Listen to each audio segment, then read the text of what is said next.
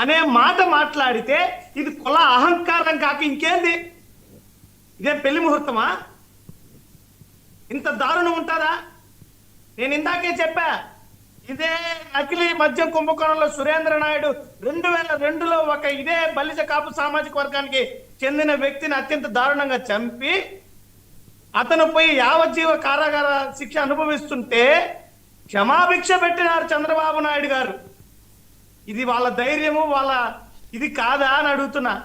రెండోది, పవన్ కళ్యాణ్ గారిని ఎందుకు ప్రశ్నిస్తున్నారు అంటారు. మరి పవన్ కళ్యాణ్ గారు నిలదీయండి, నేను మీకు అన్యాయం జరిగితే వెనకడుగు వేస్తే అన్నాడు. ఇది వెనకడుగు కాదా అని అడుగుతున్నా. కాదు, కనీసం తెచ్చుకోండి అన్నారు. అందులో వెనకడుగు ఏముందండి?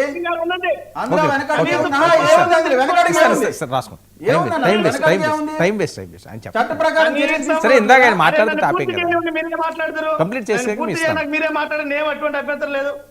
పవన్ కళ్యాణ్ గారు ఏం చెప్పారు ఎలక్షన్ల సమయంలో? కనీసం కుల భావనన్నా తెచ్చుకొని నన్ను గెలిపించండి అని అడిగాడు. కుల భావన ఎవరు తెచ్చుకోవాలా? పవన్ కళ్యాణ్ గారి కోసం ఎస్సీ ఎస్టీలు తెచ్చుకుంటారా? పవన్ కళ్యాణ్ కోసం మైనార్టీలు తెచ్చుకుంటారా? కుల భావన ఎవరిని తీసుకోమన్నాడు ఆయన? ఎవరికి పిలిపించాడు?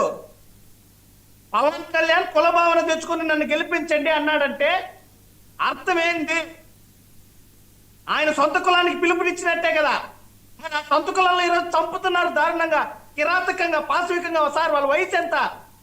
ఆ ముగ్గురు అన్నదమ్ముల వయసు 23, 24, 25 సార్. జీవితంలో ఇంకా ఏమి చూసినారు? ఇప్పుడిప్పుడే జీవితం ప్రారంభమయ్యేటువంటి వయసు. ఎంత దారుణం! పెళ్ళైనటువంటి వ్యక్తి 23, 24, 25 వయసు సార్. కడుపు రగిలిపోతుంది. జీవితాలు ఇప్పుడే ప్రారంభమయ్యేటువంటి వయసు. ఇలాంటి వాటి గురించి మాట్లాడద్దంటారా? దీన్ని రాజకీయం అంటారనే ఇంతవరకు ఏ వైఎస్ఆర్సీపీ నాయకుడు అడుగు పెట్టింది. కానీ ఈ తీరు చూస్తుంటే మీరందరూ మాట్లాడేటువంటి విధానాలు, నేను రాజకీయ పార్టీగా కాకుండా ఏపీ కాపు యువసేన జిల్లా అధ్యక్షుడిగా దీని మీద నేను 4 రోజుల క్రితం కూడా స్పందించా. వెళ్ళిపోతానే మీకంతా ఈ రోజు తెలుగుదేశం పార్టీ కుల అహంకారంతోనే ఇప్పటికే అధికారంలో ఉంది. మీరు ఈ రోజు మీకు అధికారాన్ని ఇవ్వడానికి అత్యంత కారకులైనటువంటి ఈ సామాజిక వర్గాన్ని ఎదగనివ్వడంలే. ఇదే చంద్రబాబు నాయుడు గారు సొంత కులానికి అయితే పెట్టుబడులు పెట్టి వ్యాపారాన్ని ప్రోత్సహిస్తారు, పరిశ్రమలను ఇస్తారు, వాళ్ళకి నామినేటెడ్ పదవులు ఇచ్చి వాళ్ళని ఆర్థికంగా పైకి తీసుకెళ్తారు. మాకు మాత్రం పదవులు ఇవ్వరు, పెట్టుబడులు ఉండవు, ఆర్థిక సహాయాలు ఉండవు. ఈ పవన్ కళ్యాణ్ గారు ఇప్పుడు ఏమంటే వాళ్ళ కమ్మ సామాజిక వర్గం ఆర్థికంగా ఎదుగుతుంటే ఈయన సినిమాలు తీసుకుంటూ మీరు 1000 రూపాయలు పెట్టి టికెట్ కొనుక్కొని నలిగిపోండి, చచ్చిపోండి, ఏడన్నా పోండి, నా సినిమా చూడండి, 1000 రూపాయలు ఖర్చు పెట్టుకొని సినిమాలకే మిమ్మల్ని ధరంతా అంటున్నాడు. ఇదే అభ్యున్నతి? ఇదే కుల ప్రగతి?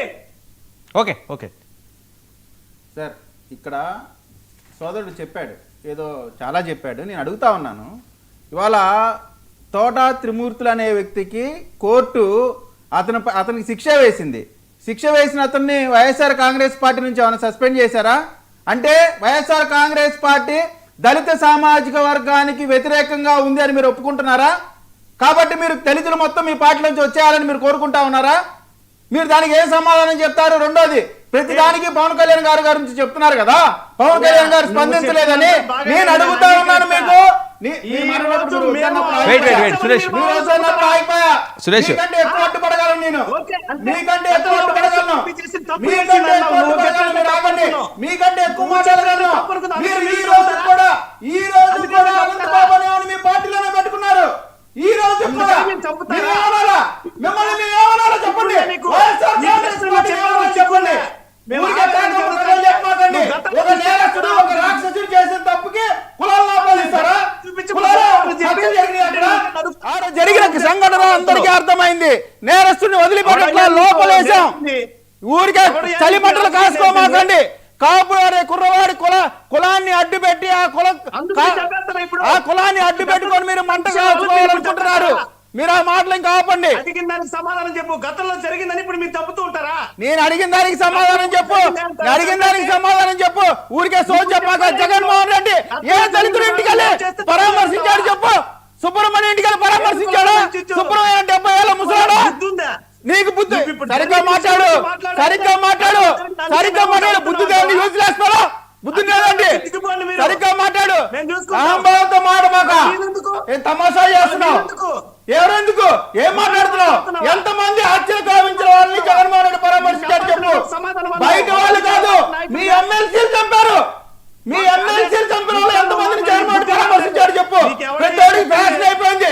ప్రతి దానికి పవన్ కళ్యాణ్ గారు ఆపాదించడం. ఈ రోజు అందరికీ ఒక ఫ్యాషన్. ప్రతి దానికి పవన్ కళ్యాణ్ గారు ఆపాదించడం. చట్టం పనిచేసింది. మీలాగా చట్టాన్ని చుట్టం చేసుకోవాలి. మేము మీలాగా చట్టాన్ని చుట్టం చేసుకోవాలి. నేరస్తుల్ని కాపుగాయాల. ఎవరైనా సరే ఈ ప్రభుత్వంలో నేరం చేసిన వాడిని మక్కేల కొట్లో ప్రజల ప్రభుత్వం ఈ ప్రభుత్వం. అదే మీ సారాంశం ఇదే. గతంలో చంపారు, మేము చంపుతాం అంటున్నావు, అంతేనా? ఏం మాట్లాడుతున్నావు? బుద్ధి జ్ఞానం లేకుండా మాట్లాడుతున్నావు. Wait. చంపిన వాడు ఎవరైనా సరే నేరస్తుడే. చంపిన వాడు ఎవరైనా నేరస్తుడే. నీ చెప్పిన దానికి సమాధానం చెప్పి మీరు కులాలు ఎందుకు ఆపాదిస్తున్నారు? మేము కులాలు చెప్పావా? మీలాగా కుల ప్రస్తావన తీసుకొచ్చావా? మీలాగా ప్రస్తావన తీసుకొచ్చావా? మేము చనిపోయిన బాధిత కుటుంబానికి అండగా నిలబడాలని కోరుకుంటా ఉన్నాం.